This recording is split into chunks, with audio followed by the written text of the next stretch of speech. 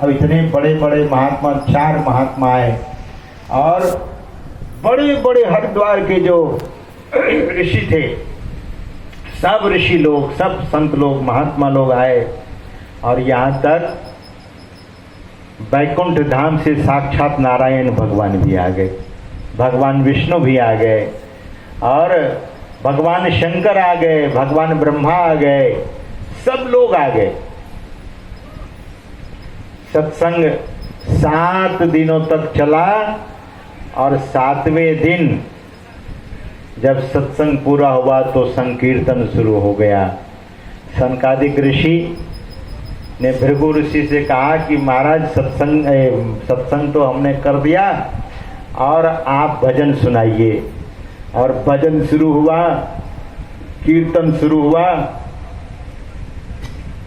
और ऐसा कीर्तन शुरू हुआ कि भगवान साकेत धाम से पधार गए। श्री राम जी, हनुमान जी, लक्ष्मण जी और गोलोक धाम से भगवान श्री कृष्ण आकर के बांसुरी बजाने लगे। ऐसा कीर्तन हुआ। देवर्षि नारद जी महाराज अपना वीणा बजाने लगे। माता सरस्वती, सारी देवियां, सारे देवता लोग सब आ गए और ऐसा कीर्तन होने लगा। सनकादिक ऋषि ने देवर्षि नारद जी से कहा कि आप एक बार पीछे तो उलट कर देखिए कि पीछे में कौन कौन खड़े होकर सत्संग कर रहे हैं। तो देखा कि भगवान श्री कृष्ण बांसुरी बजा रहे हैं और भगवान कृष्ण के बगल में ज्ञान और वैराग्य, उनके बगल में माता भक्ति, सब के सब खूब कीर्तन कर रहे हैं। यह देख करके नारद जी बड़े प्रसन्न हो गए कि कहाँ ज्ञान और वैराग्य मूर्छित था, सत्संग का ऐसा प्रभाव हुआ कि ज्ञान और वैराग्य की मूर्छा दूर हो गई। और महाराज की जीवन में जो सद्ज्ञान लोगों को मिलना चाहिए, वह ज्ञान दरअसल में सत्संग से ही मिलता है। ये सत्संग सबको प्रिय है। यत्र यत्र रघुनाथ कीर्तनम, कहते हैं महापुरुष कि जहां जहां हरि चर्चा होती है, जहां जहां भगवत चर्चा होती है, जहां जहां सत्संग होता है, सबसे पहले कौन पहुंचते हैं? हनुमान जी। तत्र तत्र कृत मस्तकांजलिम वाष्प परिपूर्ण लोचनम। हनुमान जी आकर बैठते हैं और बड़े भाव से सुनते हैं। नमत राक्षसांतकम, मैं ऐसे हनुमान जी जैसे संत को प्रणाम करता हूं जो राक्षसों का अंत किया। तो हनुमान जी सबसे पहले आते हैं या सबसे पीछे जाते हैं? ऐसे देवी देवता को बुलाइएगा, ध्यान से सुनिएगा माता लोग, ऐसे देवी देवता को बुलाइएगा तो बहुत मुश्किल काम है। और सत्संग करा लीजिएगा तो सब देवी देवता अपने आ जाएंगे, हैं? ये स्वाभाविक है। सत्संग कराएंगे तो सारे देवी देवता कुछ क्षण के लिए आपके घर में आ जाते हैं और जब जाने लगते हैं तो क्या लेके जाते हैं? आपका क्लेश, दुख, संकट, विकट सब लेकर चले जाते हैं। इसीलिए सत्संग सबको प्रिय है। भगवान राम को सत्संग प्रिय है, सत्संग भगवान कृष्ण को प्रिय है, सत्संग ब्रह्मा जी को प्रिय है, सत्संग भगवान शंकर को प्रिय है। एक बार त्रेता युग माही शंभु गए कुंभज ऋषि पाई। भगवान शंकर भी सत्संग सुनने अगस्त ऋषि के आश्रम में जाया करते थे।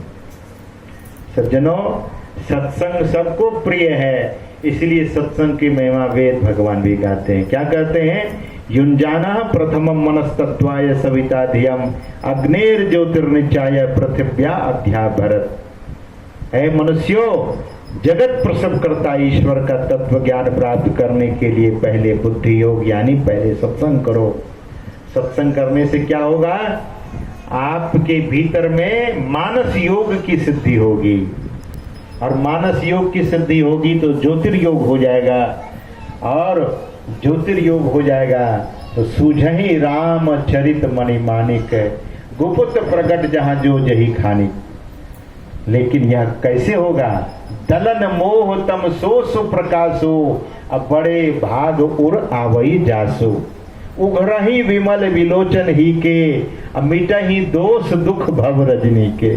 जीवन का दोष और दुख सब समाप्त हो जाएगा। और होगा क्या? सुजही रामचरित मणि मानिक, गुप्त प्रकट जहां जो जही खानी। जथा सुअंजनान जिद्रगा साधक सिद्ध सुजान, कौतुक देखहि शैल बना भूतल भोरे निधान। सज्जनों, यह शरीर बहुत ईश्वर की महती कृपा से, ईश्वर की जब महती कृपा हुई तब आपको यह मनुष्य शरीर मिला है। और हर आदमी अपने शरीर से प्रेम करते हैं। कुछ होता है, थोड़ी सी चींटी काट ले तो क्या करते? ओए! लोग चौंक जाते, कहीं और तो कुछ नहीं काट लिया। चींटी काटने पर भी लोग, जो बहुत सेंसिटिव लोग होते हैं, जो बहुत संवेदनशील है, मैं तो देखा हमारे आश्रम में एक विदेशी आए और रूम में, जिस कमरे में विदेशी रुका हुआ था, दोनों पति पत्नी, तो एक कॉकरोच निकल गया, जिसको तेलचिट्टा बोलते हैं। अब वो उसके बिछावन पर चला गया। कैसे? अब वो औरत ऐसी भागी, वो महिला ऐसी भागी रूम से, लगा कि वो मर जाएगी।